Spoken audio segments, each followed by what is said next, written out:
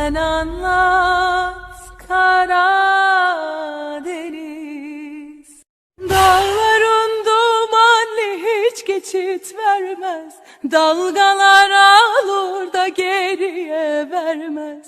Nefesim haramdır, yangınım sönmez. Anlat Karadeniz, nefesim yetmez.